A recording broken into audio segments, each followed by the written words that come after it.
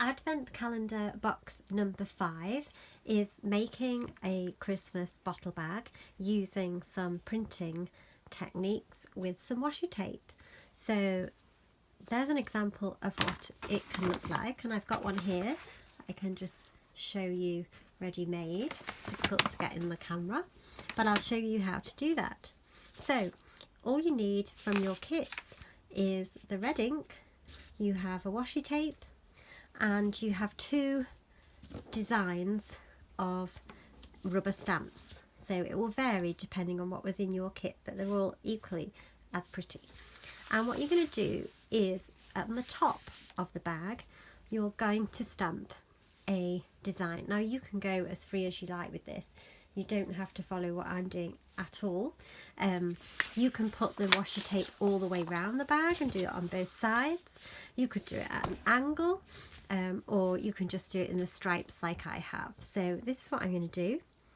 I'm going to find the end of the washi tape, and then I'm going to pop a stripe along the top of my bag. I'm just going to cut that off. I'm going to leave that sort of stuck to my table because it'll just stop it moving while I'm printing, and then once I've printed I'll trim that and cut it off and make it nice. So you had a ruler in your pack, and what you need to do is peel off the print, clear print stamp from its acetate and stick it to, it'll just naturally stick to the ruler, because that's going to now act as your stamp, like so. And then using the printing ink, you're just going to add the ink, and I would suggest moving it off your bag as you do it. Just, you don't need to press too hard because you'll end up with ink everywhere. Just gently dab the top of your rubber stamp, and then using the ruler to line it up exactly where you want it, you can then do your first print, which is tricky for me to do with the camera because I can't get quite over the top of it. So I'm going to hope that I've got that in a nice straight line. Give it a good push down because you want all the ink to come off the stamp onto the paper bag, and then lift it away, and that's your first print.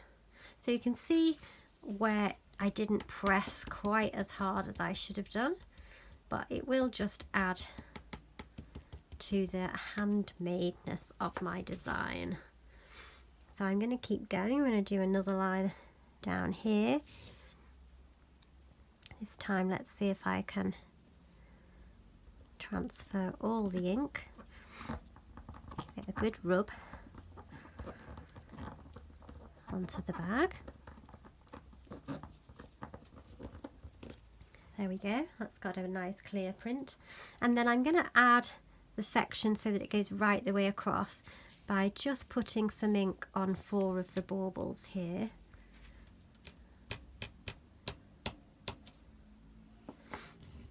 And then I'm going to add that bit on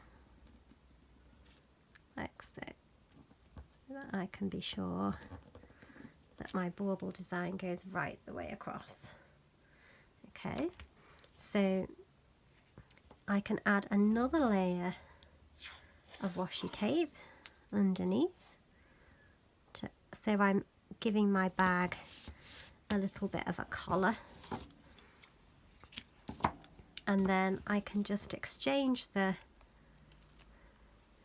tag that I've got there, the design, for my second design, add that to my ruler, stick it down, it's not moving, add some ink to the flowers, and then use the ruler to help me print it on my bag. Make sure you rub it all over, transfer all the ink,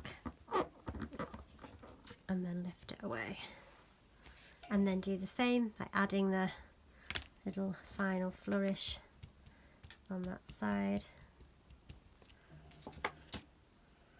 like so. That will mean that my design goes right the way across, like so. And I'm going to add to that one 2. Forgot about that.